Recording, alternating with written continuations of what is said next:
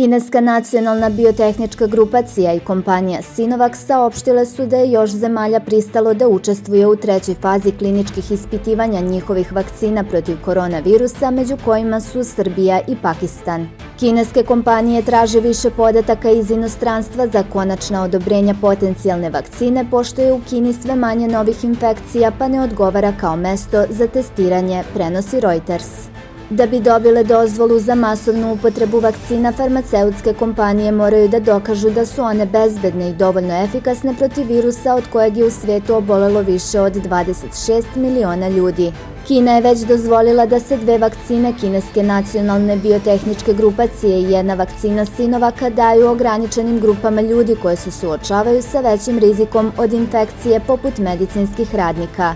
U Srbiji će biti testirane obe vakcine, dok će Pakistan testirati vakcinu koju je razvila pekinška podružnica te kompanije, izjavio je Reutersu potpredsednik Kineske nacionalne biotehničke grupacije Zhang Yuntao, dok je predstavnica Sinovaka odbila da kaže o kojim zemljama je reč kada je u pitanju treća faza testiranja vakcine.